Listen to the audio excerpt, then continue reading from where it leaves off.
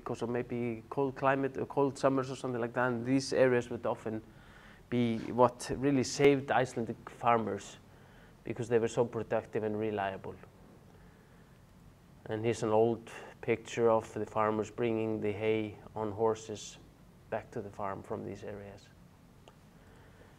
A little bit of grazing, but mostly horses and cattle would graze this area.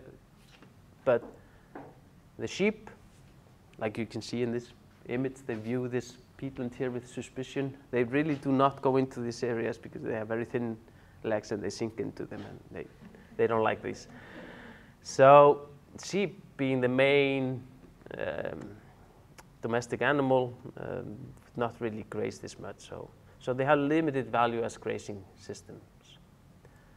Okay, but in general, over this time, there was sort of a negative views of wetlands, and this was common in many countries, as you probably know. First of all, they were very difficult to traverse, really obstacles in the landscapes. In some areas where there were a lot of these peatlands or wetlands, they were very difficult. And you would lose domestic animals. They would maybe be grazing and then fall into one of these pits and not get out and drown. And there was also lots of stories about ghosts and so on. For example, in this peatland here, there was the ghost or slidingur named Sorti, which caused travelers to lose their way and get lost. Like in Lord of the Rings, exactly. Things in the mire. Yeah, exactly. The swamp thing and so on. Yes, this is common in many countries. Probably to start with trying to keep children and so on away from these areas because these are dangerous to fall into and so on. Probably, I don't know, it's difficult to speculate. The horses that... Yeah, the most famous one is Nikur, and that's a beast that lives in these, which Maria is talking about. It looks just like a horse, but you can recognize it if you happen to bump into one. The hoofs are backwards. So don't, if it offers you to take a ride on it, don't do it because it will take you somewhere and you will get totally lost. And that's probably just to prevent people from stealing other people's horses. Probably, exactly. It's stories arise due to reasons like that. I have actually a picture of this Nikur somewhere, but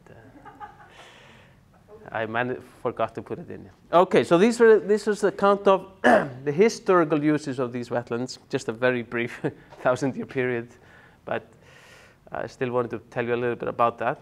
Then we have this very interesting period, I think, from about 1870 to 1940, áveitur or wetland irrigation. And this must sound strange to irrigate a wetland, but really what the farmers did, they would take in the springtime, they would divert rivers during flood, when they were flooding during spring melt, and divert them onto huge areas and flood extensive areas, lowland areas, and make the wetlands wetter, and even some drier areas, turn them into wetlands.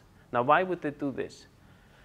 What they're really doing is they're mimicking nature. They're mimicking these very productive flæðimerar or these intermittently flooded areas because they are so productive, and they would flood these areas. The rivers would bring nutrients onto these areas. They would also, the minerals would settle in the lower part, so it would even out the area, make it even easier to harvest, and it would create a very even, good crop. So a lot of this they would make these channels to bring the water onto these areas, and a lot of this was done by hand. And you see it here, the first project, joint project, many farmers getting together, was in North Iceland. And the first large scale was in South Iceland, Miklavasmýri in 1913. And then the largest one, 11,500 hectares. There's 2.5 acres in a hectare. So you see this is a huge area. Which river did they? Ölfusá. Actually, the river with the greatest amount of water, I guess. Not the longest river in Iceland, but the one with the most volume of water.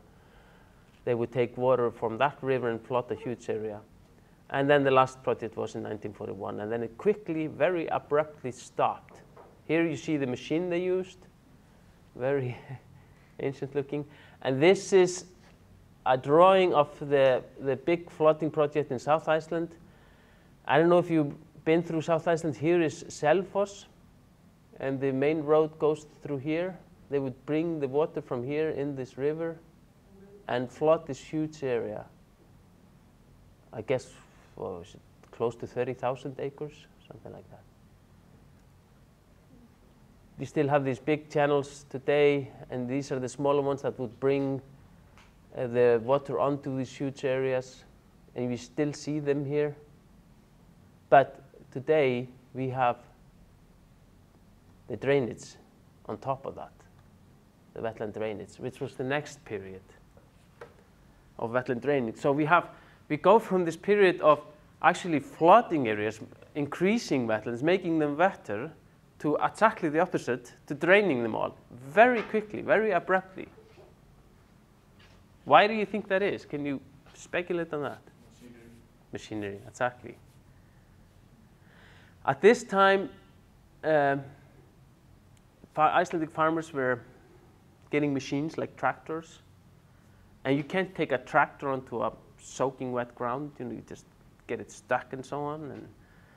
And they were also getting machinery. Yes, we start the period of wetland draining from it starts sort of 1920, but the very low levels, but really from 1940 onward, it really takes off.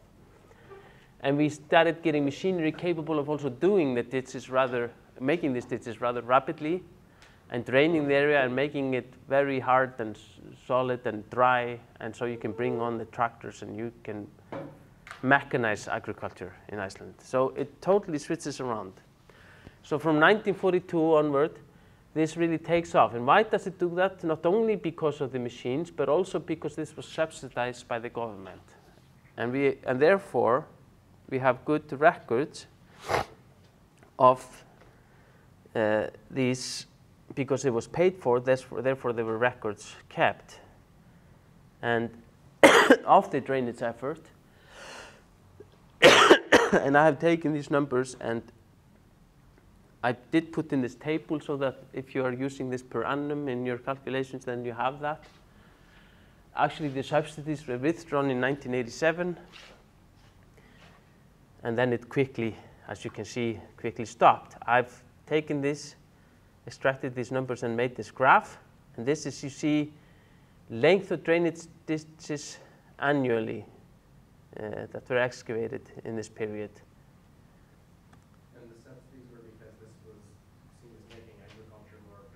Yes, yes. This was increasing seen as increasing the quality of the land for agricultural purposes. When did they start using fertilizers, industrially made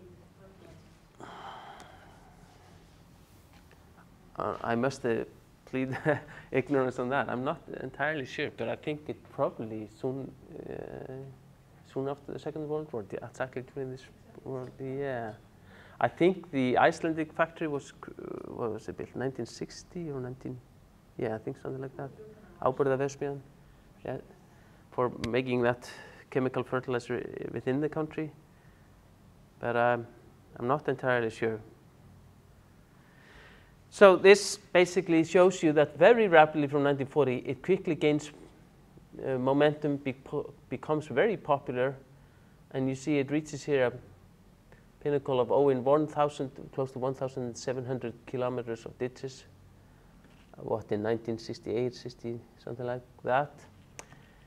And then, especially after 1907, subsidies are withdrawn, it quickly reduces. Now, okay,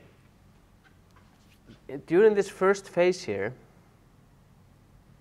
this was mostly the farmers making hay fields. They were draining these areas and then plowing them up and sowing grass species, so cultivating them, and then cutting the hay and saving it as fodder. So the network of ditches was very tight. It was very close to one another, 50 meters apart, very dense around the farms, not such large areas. And this was a revolution in many areas. This was for some farmers in the more wetland regions, this was maybe the first time they could secure enough hay